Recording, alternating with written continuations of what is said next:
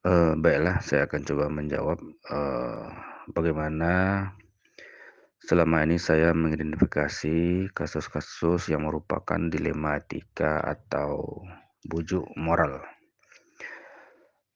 Tentu dalam mengambil keputusan kita harus melakukan, identifikasi awal ya, untuk membedakan kasus yang apakah kasus itu termasuk dilema etika atau bujuk moral.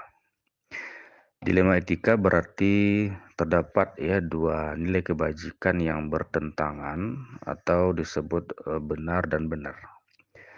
Kemudian untuk bujuk moral, berkaitan dengan keputusan yang benar salah. Walaupun memang terkesan benar melawan benar sehingga perlu ketelitian untuk menentukan apakah itu termasuk dilema etika atau bujuk moral. Bujuk moral, jelas keputusan diambil harus memuat, kebenaran sesuai dengan nilai-nilai kebajikan universal, seperti, keadilan, tanggung jawab, kejujuran, bersyukur, berpartisipasi, integritas, dan sebagainya. Lain halnya dengan dilema etika. Ketika nilai kebajikan yang universal yang bertentangan karena itu perlu dilakukan analisis mendalam sebelum mengambil, keputusan tersebut. Kemudian untuk, bagaimana menjalankan pengambilan keputusan di sekolah, terutama untuk kasus-kasus, di mana ada 2 kepentingan yang sama-sama benar atau sama-sama mengandung nilai kebajikan. Berdasarkan aturan-aturan dalam, menganalisis ya, kasus dilematika, maka ada beberapa hal yang, perlu diperhatikan. Yang pertama itu, kita harus melihat kepada 4 paradigma, kemudian, melihat 3 prinsip, dan 3 unsur dengan mengacu kepada 9 langkah pengambilan keputusan dilema etika. Langkah-langkah yang saya lakukan selama ini dalam, mengambil keputusan untuk, kasus ya, kasus dilema etika tentu sesuai dengan, hal-hal yang perlu kita perhatikan, di mana untuk, mengambil keputusan dalam kasus dilema etika ini harus memperhatikan, berapa ya, 4 paradigma ya. Di mana paradigma yang pertama itu adalah paradigma individu dan masyarakat. Paradigma ini, menekankan pada sebuah keputusan yang bisa mengakomodasi individu atau sebuah kelompok ya dengan nilai yang, sama-sama benar. Dalam hal ini bukan hanya untuk satu orang, akan tetapi dapat dimaknai sebagai kelompok kecil, eee, seperti kelas dan, sebagainya. Kemudian untuk paradigma yang kedua, tentu harus ada rasa keadilan ya, lawan rasa kasihan. Paradigma dilema etika ini dalam membuat keputusan antara mengikuti aturan yang sudah ditetapkan demi keadilan bagi semua, atau membuat pengecualian terhadap seseorang atas dasar, kasih sayang. Kemudian paradigma yang ketiga adalah, paradigma kebenaran lawan kesetiaan. Dengan paradigma ini seseorang akan, diperhadapkan antara penyampaian sebuah kebenaran atau memilih untuk setia atau bertanggung jawab pada suatu organisasi, profesi, dan sebagainya. Karena kita ikut bertanggung jawab dalam, kelompok tersebut, dan telah menyepakati nilai yang harus, dipegang teguh. Kemudian paradigma yang keempat yaitu paradigma jangka pendek dan jangka panjang. Paradigma ini terkait dengan, memilih untuk melakukan suatu hal untuk sekarang atau untuk masa yang akan datang. Kasus ini sering terjadi dalam kehidupan sehari-hari, misalnya memilih antara apakah waktu akan digunakan untuk lebih banyak bersama keluarga atau akan, apa namanya, melanjutkan pendidikan atau perantauan begitu.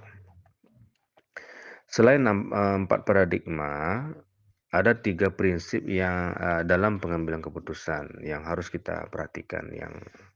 Yang pertama itu, prinsip yang pertama adalah berpikir, berbasis hasil akhir. Prinsip berpikir ini, berfokus pada hasil akhir, apakah melihat proses yang dijalani. Prinsip lebih condong dalam, pengambilan keputusan demi kebaikan orang banyak atau kelompok besar. Kemudian yang kedua, berpikir berbasis, peraturan.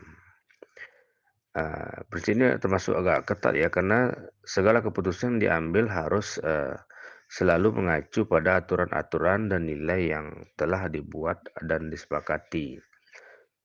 Ini tujuannya adalah untuk, demi menjaga integritas komitmen bersama. Kemudian, prinsip yang ketiga, yaitu berpikir berbasis rasa peduli. Nah, prinsip ini terbilang sebenarnya lebih harmonis pada kasus-kasus tertentu. Prinsip berpikir lebih menekankan pada, rasa peduli dan kasih sayang di atas peraturan yang ada. Nah, jadi prinsip ini selalu melihat jika kita sendiri berada dalam posisi yang sama dengan kasus yang, terjadi tersebut.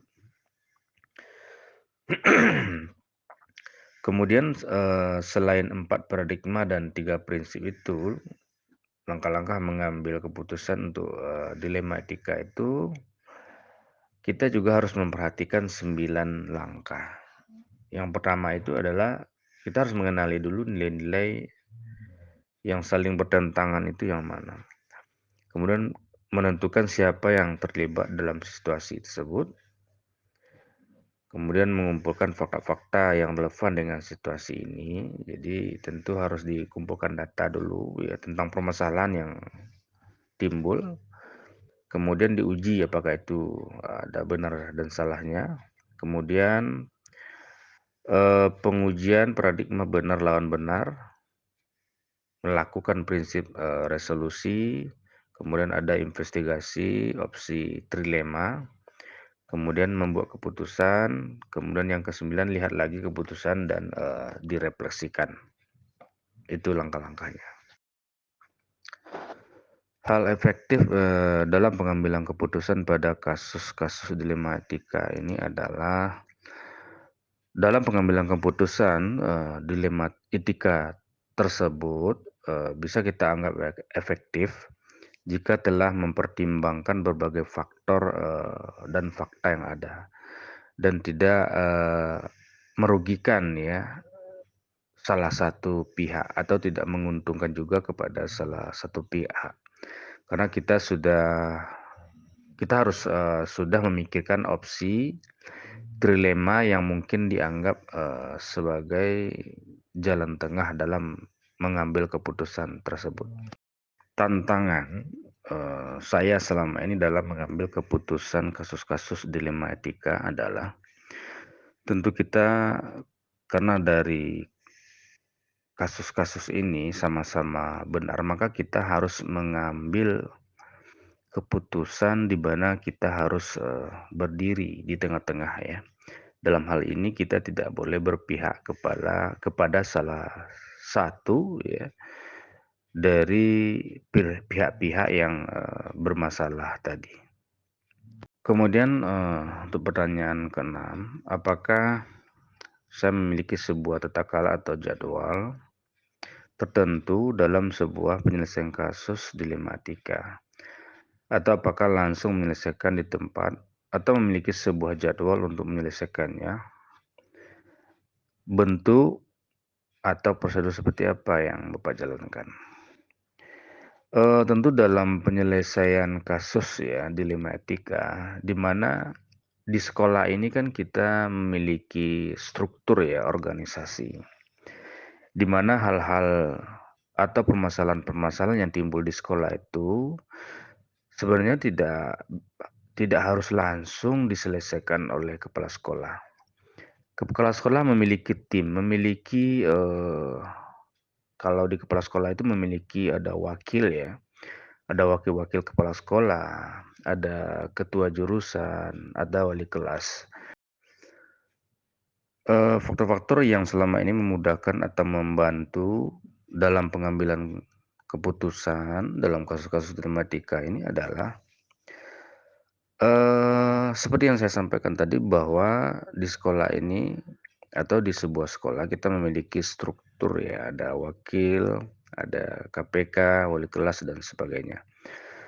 Maka tentu hal-hal tersebut, bisa menjadi lebih mudah atau faktor-faktor yang bisa mempermudah dalam menyelesaikan, kasus-kasus dilema etika di sekolah.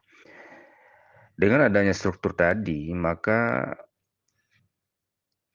seperti wakil, seperti wali kelas, tentu mereka bisa mengambil keputusan dulu dalam menyelesaikan kasus-kasus dilema etika sesuai dengan tingkatan-tingkatan, kasus-kasus yang terjadi di sekolah. Jika kasusnya itu di level siswa di kelas, maka itu tugas wali kelas dulu untuk menyelesaikan kasus-kasus tadi. Kemudian baru nanti dibawa ke wakil kesiswaan, kemudian dibawa ke BK dan sebagainya. Jika kasus-kasus itu terjadi mungkin di guru, tentu diselesaikan dulu oleh wakil kepala sekolah. Nah, jika hal-hal itu tidak bisa diselesaikan, maka baru diselesaikan oleh kepala sekolah dan ini merupakan, faktor-faktor yang mempermudah ya, penyelesaian kasus-kasus, di sekolah dalam, membantu kepala sekolah.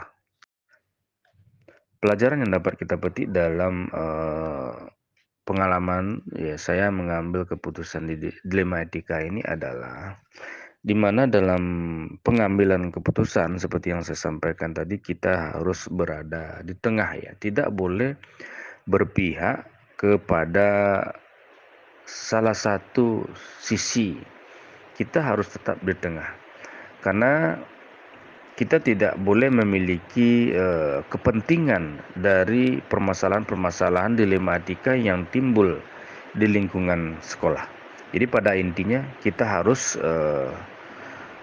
berada di tengah ya, harus menjadi penengah ya dan tidak berpihak dalam setiap, penyelesaian permasalahan atau setiap permasalahan dilema etika yang terjadi di sekolah.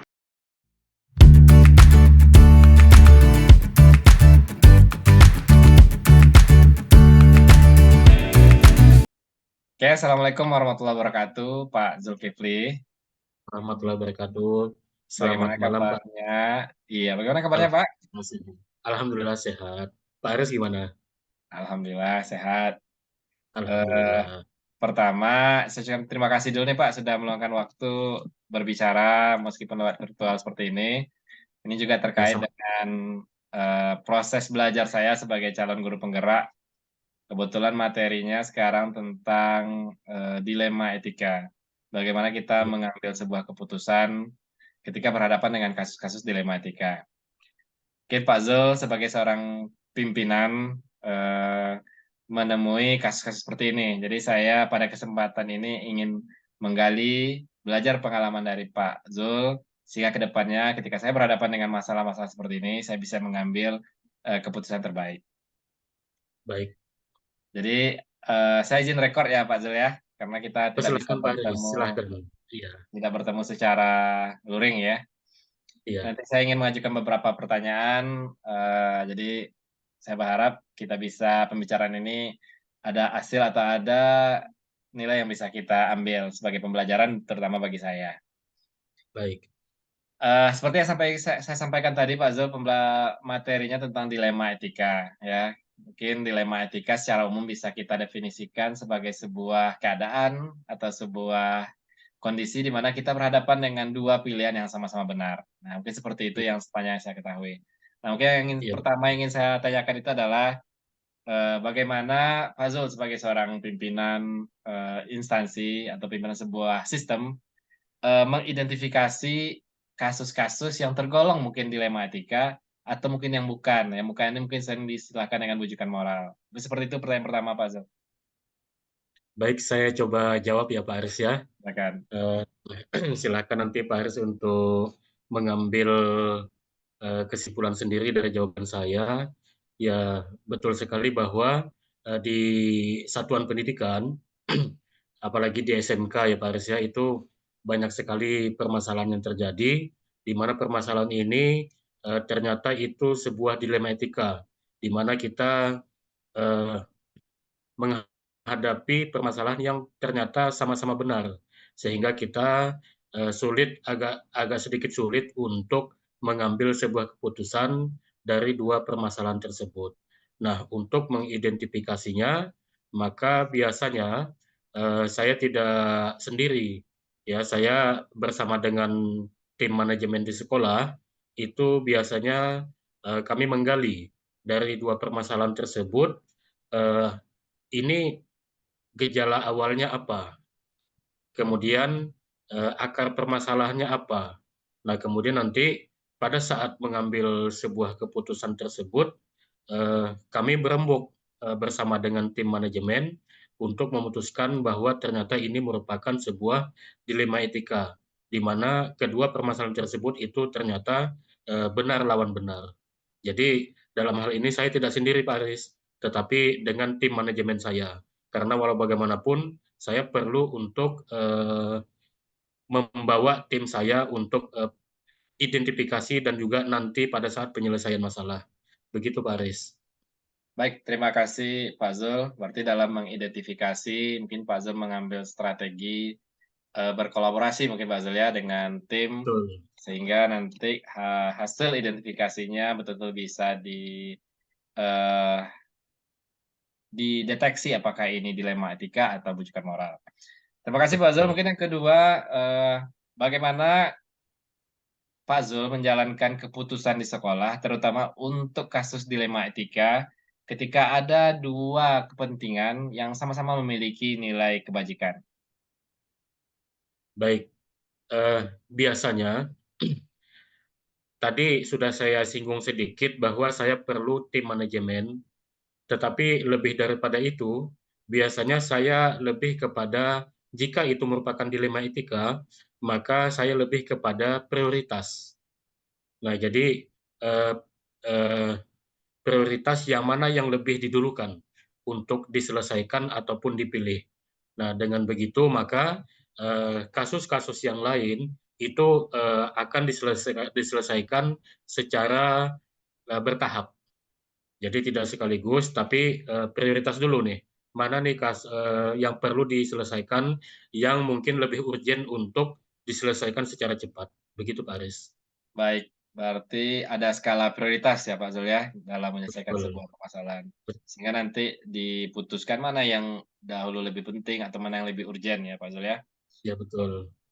Eh, Kemudian Pak Zul, hal-hal apa saja yang dianggap efektif dalam pengambilan keputusan tersebut, selain prioritas Nah, tadi? ya, saya tidak mau salah langkah dalam mengambil sebuah keputusan jika keputusan itu, walaupun saya memiliki kebijakan untuk mengambil sebuah keputusan, tetapi ini merupakan sebuah organisasi ya Pak Aris ya. Satuan pendidikan itu adalah sebuah organisasi, sehingga walaupun saya sebagai pengambil keputusan ataupun kebijakan, saya perlu untuk eh, mendengarkan dari berbagai pihak. Sehingga saya perlu misalkan pengurus komite, terutama ketua komitenya, kemudian tim manajemen saya, wakil kepala sekolah, kemudian kepala program, begitu juga dengan guru-guru. Jadi selain saya sudah memiliki merancang sebuah keputusan, saya perlu mendengar dari pihak lain yang sekiranya bisa membantu saya untuk menguatkan keputusan yang saya ambil. Begitu Pak Aris. Baik, luar biasa Pak Zul ya. Iya, Kira-kira ada nggak tantangan yang pernah dihadapi ketika mencoba mengambil keputusan pada saat Pak Zul sudah menyusun strategi strategi sedemikian rupa? ya sudah pasti ada Pak Aris. Jadi itu merupakan sebuah resiko ya, bahwa sebagai pimpinan terkadang ada eh, guru kita yang tidak sejalan pemikirannya dengan kita. Sehingga dengan demikian itu menjadi sebuah tantangan bagi saya begitu. Bagaimana menyamakan persepsi. Saya juga tidak mau memaksakan pendapat saya kepada mereka, tetapi bagaimana pendapat saya tersebut itu bisa diterima dengan baik. Nah, itu sebuah tantangan bagi saya untuk menyamakan persepsi. Begitu, Pak Aris. Baik, baik. Namun di balik tantangan tentu ada kemudahan. Ada beberapa faktor yang mungkin memudahkan, Pak Zul dalam menyelesaikan kasus-kasus dilema etika seperti itu, sehingga memperoleh keputusan yang tepat. Nah, jika boleh digulik lagi, hal-hal yang memudahkan selama ini atau sumber kekuatannya itu di mana, Pak?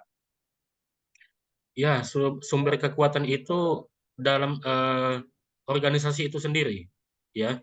Jadi saya memilih tim manajemen, wakil-wakil saya itu tentu adalah orang-orang kepercayaan saya, ya orang-orang yang bisa membantu meringankan kerja saya.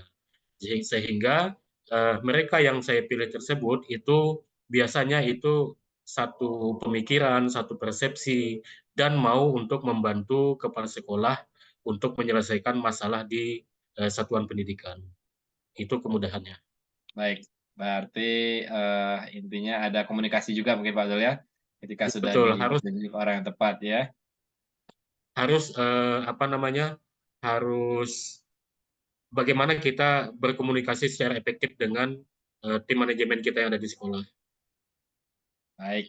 Selanjutnya mungkin Pak Zul, ketika ingin menyelesaikan permasalahan, ataupun mengambil keputusan pada kasus dilema etika, apakah Pak Zul menjadwalkan waktu tertentu atau, sifatnya kondisional seperti itu?